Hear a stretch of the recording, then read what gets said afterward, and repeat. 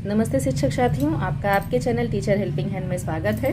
आज मैं आप लोगों के साथ नवीन शिक्षक संदर्शिका जो हमें विभाग के द्वारा प्रोवाइड कराई गई है उसमें हमें क्या करना है उसके बारे में आप लोगों के साथ वीडियो शेयर कर रहे हैं। जैसे कि कई शिक्षक साथी हमारे परेशान हैं कि हमें पहले हम लोग काम करते थे मौखिक भाषा में, डिकोडिंग में और पठन में, तो अब हमें क्या क्या करना है, कौन से कालांश में क्या पढ़ाना है, कैसे कार्य करना है, उसको मैं आप लोगों को अच्छे से समझाऊंगी। तो सबसे पहले तो ये हमारी कार्य पुस्तिका है, नवीन कार्य पुस्तिका, जो कि सभी विद्यालयों में आ गई होगी। तो ये हमारी कार्य पुस्तिका है, देख लें आप, सभी विद्यालयों में आई ही है। तो इसमें जो मुख्य बातें हैं आइए हम लोग उस पर बात करते हैं। तो यहाँ पर देखिए, शिक्षकों के लिए ये कार्य पुस्तिका आप लोग पढ़ लीजिएगा और उसके साथ ही साथ मैं आप लोगों को बता दूंगी तो आपको कंफर्म हो जाएगा कि क्या करना है। अब इसमें यहाँ पर क्या लिखा है, देखिए, कार्य पुस्तिका में कार्य। अब हमें कार्य पुस्तिका का क्या है, यहाँ है भाग 1 और भाग 2। जैसे कि मैं अपनी शिक्षक डायरी में भाग 1 और भाग 2 करके भरती हूँ, तो उसमें हमें क्या करना है। भाग 1 में हमें यहाँ पर क्या कराना है, ये देख लें आप। भाग 1 में सबसे पहले हमें पुनरावृत्ति पर कार्य करना है। सप्ताह 1 से लेकर 7 तक हम लोग पुनरावृत्ति पर कार्य करेंगे और उसके भी 2 भाग बनाए गए हैं, सप्ताह 1 से 4 और सप्ताह 5 से 7। इस तरह से अब सप्ताह 1 से 4 में हमें क्या करना है, वर्णों अक्षरों पर आधारित कार्य कराना है और सप्ताह 5 से 7 में हमें शब्द आधारित कार्य, सरल वाक्य पठन और संबंधित लेखन का कार्य कराना है। ये भाग 1 के सप्ताह 1 से 7 में हमें कराना है। फिर यहाँ पर हमें दूसरे भाग में क्या करना है कि समझ के साथ पढ़ना और संबंधित लेखन कार्य, ये हमें कब कराना है, सप्ताह 8 से लेके 25 तक। सप्ताह 7 तक हम लोग पुनरावृत्ति का कार्य कराएंगे। सप्ताह 8 से 25 में हमें इन सारे कार्यों को कराना है। जैसे कि दिवस 1 व 2 में हम क्या करेंगे, पाठ्य पुस्तक आधारित अभ्यास कराएंगे अपने बच्चों को। दिवस 3 में किसी भी सप्ताह के पहले और दूसरे दिन हम लोग पाठ्य पुस्तक आधारित अभ्यास कराएंगे और सप्ताह के तीसरे दिन हमें पाठ्य पुस्तक थीम आधारित अतिरिक्त पाठ पर कार्य करना है और दिवस 4 में हमें दिवस 3 पाठ आधारित व पाठ्य पुस्तक अभ्यास कार्य पर कार्य करना है। दिवस 5 में हमें चारों दिवसों पर आधारित पुनरावृत्ति पर कार्य करना है। दिवस 6 में साप्ताहिक आकलन और स्वतंत्र कार्य करना है।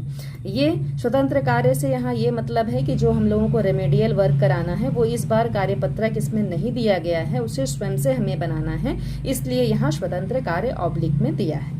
अब यहाँ भाग 2, ये तो कार्य पुस्तिका भाग 1 का कार्य हो गया। अब यहाँ भाग 2 में हमें क्या करना है, पठन अभ्यास। अभी आगे मैं बताऊंगी तो आप लोगों को अच्छे से समझ में आ जाएगा।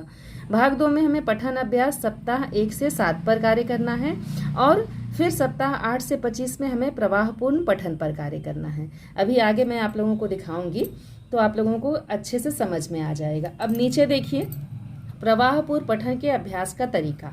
अब इसमें जो हमारा यहाँ भाग 2 था, यहाँ पर देखिए, यहाँ जो हमारा भाग 2 था उसी के अनुसार से ये हमारा है भाग 2 के अंतर्गत प्रवाहपूर्ण पठन के अभ्यास का तरीका। अब इसमें मोबाइल में 1 मिनट का टाइमर लगाकर अपने पास मोबाइल, ये सब ये आप पढ़ लीजिएगा स्वयं से, नहीं तो वीडियो काफ़ी लंबी हो जाएगी। तो इस तरह से यहाँ पर दिया हुआ है कि हमें किस तरह से कार्य पुस्तिका भाग 2 पर कार्य करना है, पठन अभ्यास पे कैसे कार्य करना है।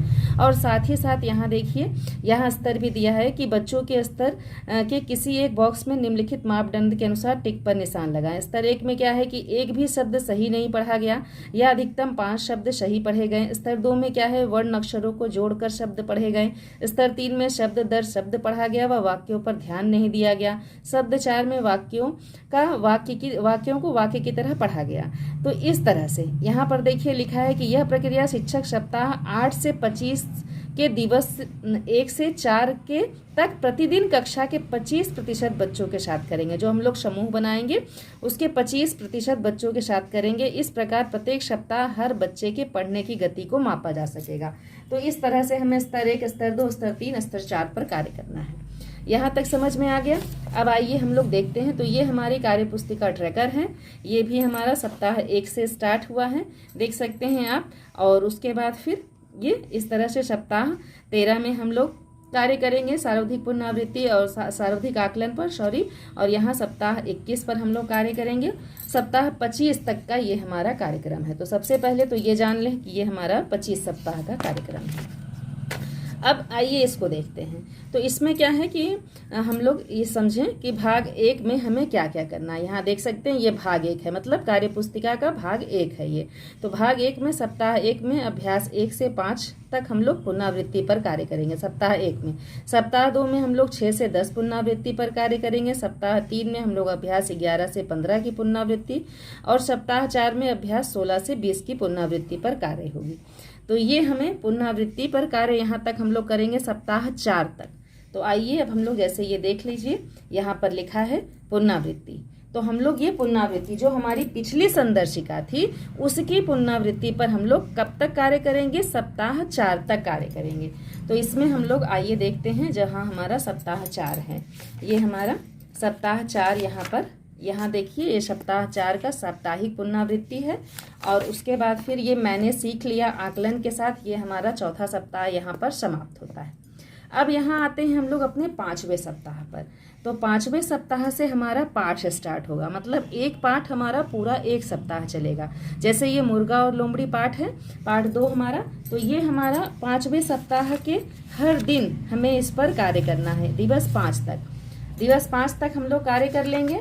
और उसके बाद फिर 6वें दिन हमें क्या करना है, मैंने सीख लिया आकलन करना है, इस तरह से। फिर यहाँ हमारा सप्ताह 6वां स्टार्ट हो गया। सेम इसी तरह से ये हमारा प्रोसीजर आगे की तरफ चलता रहेगा। मुझे उम्मीद है कि सभी शिक्षक साथियों को यहाँ तक समझ में आ गया होगा। और उसके बाद भी अगर कहीं कोई कन्फ्यूज़न हो तो आप कमेंट सेक्शन में ज़रूर लिखिएगा। फिर देखिए, जैसा कि मैंने बताया कि 13वें सप्ताह में हमें सार्वधिक पुनरावृत्ति पर कार्य करना है, तो उसी के क्रम में ये हमारा है सार्वधिक पुनरावृत्ति पर कार्य करना है। तो अब हमें यहाँ क्या करना है, सार्वधिक पुनरावृत्ति के अभ्यास हमें अभ्यास 1, अभ्यास 2, ये है हमारा, ये नई किताब है इसलिए ये थोड़ी चिपकी हुई है। अभ्यास 2, अभ्यास 4 और अभ्यास 5, मतलब हमें सार्वधिक पुनरावृत्ति के 5 कार्यपत्रक दिए हुए हैं, हमें इस पर कार्य करना है। फिर आप देख लें आगे हमें क्या करना है। फिर हमें सेम जैसे हम लोग अपने कार्य को कर रहे थे वैसे ही करना है। तो ये फिर हमारा यहाँ आ गया अगला सप्ताह, 20वां सप्ताह। 20 सप्ताह तक हम लोग कार्य कर लेंगे। 21वें सप्ताह में हम लोग फिर सार्वधिक पुनरावृत्ति का कार्य करेंगे। तो यहाँ पर देख सकते हैं आप, फिर से वही हमारी सारे कार्य पत्रक दिए हुए हैं जिस पर हम लोगों को कार्य करना है।